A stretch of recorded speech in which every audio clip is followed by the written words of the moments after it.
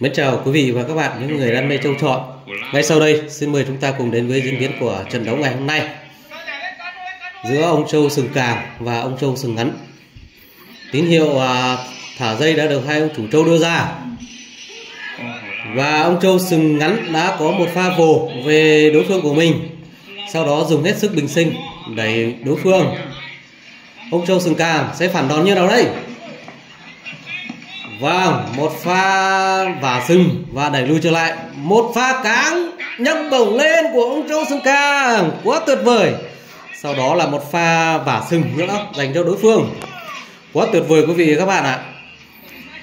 Trận đấu hứa hẹn sẽ đưa cho chúng ta những cái cung bậc cảm xúc tuyệt vời đây. Clip tiếp tục vẫn là thế chủ động của ông trâu sừng ngắn dành cho ông trâu sừng càng. Ăn miếng trả miếng được hai ông trâu đưa ra dành cho đối phương của mình. Theo quan sát của tôi và các bạn thì có thể là thể hình và thể trạng của hai ông trâu này là tương đương nhau, mức độ chênh lệch là không quá nhiều. Thế trận bây giờ thì vẫn đang giằng co ở giữa sân, cùng chờ xem ông trâu nó sẽ đưa ra đòn đánh của mình trước dành cho đối phương của mình đây. Ngay lập tức thì chủ trâu hai bên đã tiết nước cho hai ông trâu của mình.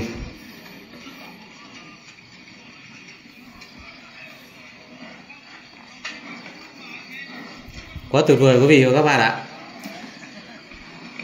Có thể thấy là hai ông trâu, vâng, một pha lấy cáng của ông trâu sừng càng.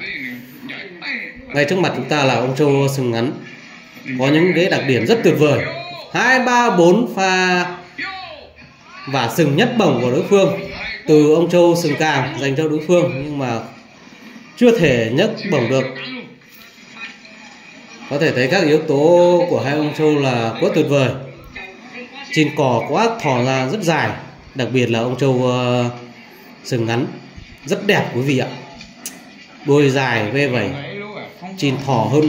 Ui rồi, một pha vả sừng trúng mục tiêu quá tuyệt vời của ông trâu sừng ngắn dành cho đối phương của mình. Vâng, 2, 3 pha vả sừng liên tục đáp trả lại đòn cán vừa rồi của ông trâu sừng dài. Quá tuyệt vời, ăn miếng trả miếng. Lại là một pha cáng, lại là một pha cáng nữa rồi. Có thể thấy là hai ông trâu này là hai ông trâu tài. Những đòn vả rất hiển của hai ông trâu dành cho nhau. Ngay khi có sơ hở là ông trâu sừng càng là ông ấy đưa ra những cái đòn vả sừng của mình là liên tục là những series 1, 2, 3 pha vả sừng liên tục luôn. Còn từ đầu đến giờ là ông trâu, vâng, một pha ăn miếng trả miếng của hai ông trâu dành cho nhau. Như chúng ta thấy là ông trâu sừng ngắn là ông trâu, những cái đòn của ông trâu mình tung ra cho đối phương đa số là những cái đòn lẻ thôi. Tuy nhiên pha vả sừng thì luôn luôn là bung hết sức luôn. Pha vả sừng của ông là bung hết sức, đòn vả rất mạnh và rất hiểm luôn. Quá tuyệt vời, ăn miếng trả miếng của hai ông trâu. Có thể khẳng định đây là trận đấu của hai ông trâu tài quý vị và các bạn ạ. Thế chủ động vẫn đang thuộc về ông trâu sừng ngắn. Ông vẫn là ông trâu chủ động tấn công, còn là ông trâu sừng càng là ông chủ động có những bước lùi và thủ, sau đó là tung đòn phản cho đối phương. Liên tục là pha series đòn của ông trâu sừng càng, một pha vả của ông trâu sừng ngắn. Đa số là ông trâu sừng ngắn là ông ấy tung đòn của mình từ bên phía sừng phải nhé quý vị nhé. Khi ông tung đòn là một đòn lẻ thôi, nhưng mà đòn vả của ông là rất mạnh luôn, bung hết sức vào những cái đòn đưa ra của mình. Là một trâu tài đấy quý vị và các bạn ạ. Vì ông ấy biết là có sơ hở là sẽ có lợi thế cho ông trâu sừng càng vì cặp sừng rông, còn mình sẽ là bất lợi, nên là ông luôn luôn chủ động là tấn công áp sát liên tục, không để cho có sơ hở nhiều cho ông trâu sừng càng. Một lối đánh rất khôn của ông trâu sừng ngắn, và ông luôn chủ động lấy cáng giới. Khi nhận thấy ông có được cáng giới là ông sẽ lập tức tung đòn, và đòn của mình là ông sẽ tung hết sức luôn. Còn ông Châu Sừng Càng ấy là có sơ hở là ông sẽ tung ra những cái series 3-4 phát vả liên tục của mình, vừa vả vừa lấy cáng. Vâng, lại là 2 pha vả liên tục lấy cáng của ông Châu Sừng Càng. Sau đó là một pha phản đòn trúng mục tiêu của ông Châu Sừng Ngắn. Quá tuyệt vời luôn.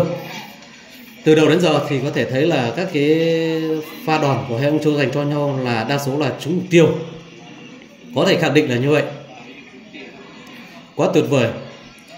Chít cò của ông Châu Sừng Ngắn quá tuyệt vời luôn quý vị các bạn ạ. Chiếc đuôi thì vê vẩy, phản ánh cái tinh thần chiến đấu của ông là bình tĩnh và ông luôn rất tự tin. Còn ông Châu Sừng Càng là chít cò cũng được, nhưng mà chiếc đuôi thì thụt vào trong thì phản ánh cái tâm lý là 50-50 nhiều hơn. Một pha vả sừng lấy cá quá tuyệt vời của ông Châu Sừng Càng dành cho đối phương. Mặc dù là pha vả trúng mục tiêu nhưng mà chưa thể cáng đổ đối phương được. Lại là một pha series đòn và một pha vả tung đòn ngược lại của Sừng Ngắn trúng mục tiêu. Khẳng định luôn là như vậy. Lại là một pha tung đòn của ông Châu Sừng Ngắn trúng mục tiêu nữa. Quá tuyệt vời quý vị các bạn ơi. Đại diện cho những anh em đam mê trâu trọi đang xem clip và cá nhân tôi xin được gửi lời cảm ơn đến hai ông chủ trâu đã nuôi được hai ông trâu tài để cống hiến cho chúng ta những cắt đấu hay trong buổi sáng của ngày hôm nay. Mời chúng ta tiếp tục lại đến với diễn biến trận đấu, vẫn đang là thế trận giằng co. Có thể khẳng định đây là một trận đấu ngang tài, liên tục là những series đòn của hai ông trâu dành cho nhau. Hai ông trâu tài và là hai ông trâu ngang tài, liên tục là những pha vả sừng của hai ông trâu. Tiếng va sừng chúng ta có thể nghe thấy rất rõ. Chúng ta có thể khẳng định là hai ông trâu này là hai ông trâu tài, biết tận dụng những cái ưu nhược điểm của cặp sừng của mình để tung ra những cái đòn đánh dành cho đối phương. Đặc biệt là ông trâu Sừng Ngắn biết được là đối phương có cặp sừng rộng và dài hơn, sẽ lợi thế khi mà có sơ hở, nên từ đầu đến giờ ông luôn chủ động đánh áp sát, liên tục đẩy và lấy cáng giới để tung đòn. Tuy nhiên ngược lại thì ông Châu Sừng Càng rất biết phát huy cái lợi thế của mình. Ông đánh cả hai bên sừng trái và sừng phải, hở lúc nào là ông lại liên tục đưa ra những cái series đòn dành cho đối phương, và đòn đánh của ông là cũng cực hiểm luôn, vừa vả sừng lấy cáng. Đây có thể được với đòn đánh này và cái lối đánh này được rất nhiều anh em đam mê trâu trọi ưu tiên lựa chọn và ưu tiên đặt lên hàng đầu về cái tiêu chí lựa chọn trâu về nuôi đấy. Lại là một pha tung đòn của hai đối phương dành nhau. Vâng, quá tuyệt vời, nhìn thấy tận mắt trúng mục tiêu luôn quý vị ạ. Cả hai ông trâu luôn. Ông trâu sừng rộng, ông vừa đưa ra cái đòn vả sừng rất mạnh, và khi đầu sừng của mình trúng mục tiêu là ông lập tức lấy cáng nhấc lên. Vừa những cái pha đánh như vậy là vừa cái pha vả sừng của mình vừa trúng mục tiêu, vừa đi sâu mà lấy được chỗ hiểm, là một cái đòn cáng như vậy là rất khỏe, sẽ cáng làm cho đối phương lập tức đổ ngay nếu mà sự chủ động của đối phương không được thiết lập. Tuy nhiên ông Châu Sừng Ngắn là ông Châu rất khôn, ông ấy luôn chủ động và cố gắng lấy cáng giới, sau đó là tung ra cái đòn bả sừng rất mạnh cho đối phương, mà dù là ông đa số là đưa ra cái đòn lẻ thôi. Chúng ta có thể thấy như ta thấy đấy, liên tục là 2-3 pha vả sừng cáng, vả sừng cáng, quá hay.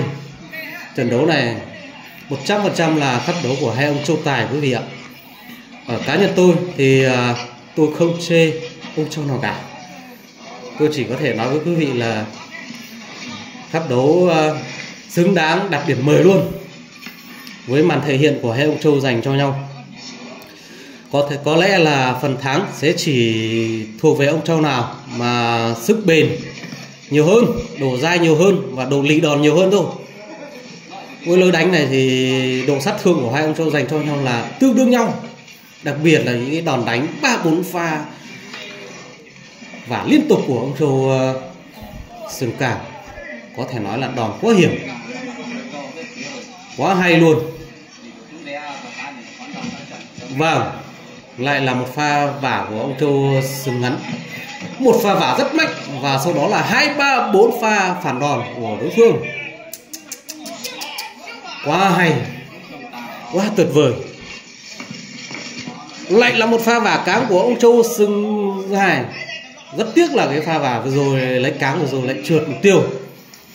Ngay sau đó không chần chừ một giây nào, ông trâu sừng ngắn đã phản đòn ra đối phương và cũng trúng mục tiêu. Với những cái pha đánh rất mạnh của hai ông trâu dành cho nhau này thì khi mình tung ra đòn vả là 50-50 thôi, trúng mục tiêu là trúng, còn nếu mà trượt là sẽ tạo lợi thế cho đối phương phan vả phản đòn trả lại và mình cũng sẽ là nạn nhân. Đó là kết cục và đó là cái thế trận và đó là lối đánh của những cái ông trâu tung ra cái đòn vả hết tốc lực như này. Đó, một pha vả trúng mục tiêu của ông trâu sừng ngắn. Sau đó là liên tục 2-3 pha vả lắc sừng của ông trâu sừng càng. Vâng, một pha vả sừng lấy cáng trúng mục tiêu. Quá tiếc là lại trượt. Quá tuyệt vời. Anh cáng lên và tôi đè xuống. Đó là chi tiết của cái tình huống vừa rồi.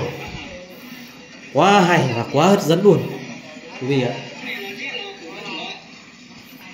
Anh em nào mà xem trận đấu này mà còn không chấm cho điểm 10 đấy thì là quá tiếc.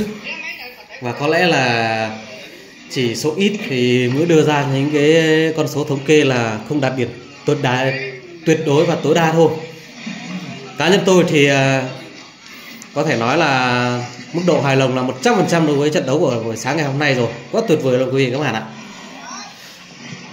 Phép đấu đã diễn ra được gần 12 phút và tín hiệu từ cameraman cũng như là hai ông trâu đã tỏ ra thấm mệt rồi. Tiếng thở đã dốc rồi. Có lẽ là đã đi đến những cái phút cuối của trận đấu ngày hôm nay rồi. Vì hai ông trâu cũng đã mệt rồi. Với những pha tung đòn và đẩy liên tục và liên tục đưa ra đòn đánh như này thì sẽ tiêu hao năng lượng của hai ông trâu rất nhiều luôn trong những cái đòn vả sừng của mình và cả cái đòn đẩy của ông trâu chủ động của ông trâu sừng ngắn nữa. Tuy nhiên có thể thấy là các cái đặc điểm như là chin cò to này, móng đẹp này, cơ bắp cuồn cuộn này, yếu tố rất tuyệt vời của ông trâu sừng ngắn. Có thể thấy là sức bình sinh của ông là rất khỏe và tuyệt vời. Thế trận chủ động là luôn luôn được ông đưa ra từ đầu trận đến giờ. Và một pha vả của ông trâu sừng ngắn nữa rồi. Tiếp tục là một pha vả của hai ông trâu dành cho nhau. Thế chủ động vẫn đang thuộc về ông trâu sừng ngắn thôi. Lối đánh ắt sát, lối đánh lấy tì đè liên tục và lấy cáng giới. Sau đó là tung đòn phản. Quá tài và quá giỏi. Xứng đáng là một trận đấu hay, xứng đáng là một trận đấu điểm 10. Có hở rồi. Vâng, ngay khi hở là cơ hội của ông trâu sừng càng. Ông đã liên tục 2-3 pha vả sừng lấy cáng của ông trâu sừng càng. Rất nhanh thôi. Ông trâu sừng ngắn đã phải nhanh chóng đè nó xuống và tiếp tục là đẩy. Liên tục là những cái pha tấn công chủ động của ông trâu sừng ngắn. Lại là một pha vả đòn trúng mục tiêu của ông trâu sừng ngắn nữa rồi. Làm gì đây? Vâng, anh vả và tôi cũng vả. Tín hiệu của ông trâu sừng dài đã thụt chim rồi. Có lẽ là ông đã bỏ cuộc rồi quý vị các bạn ơi. Vâng, đúng là như vậy.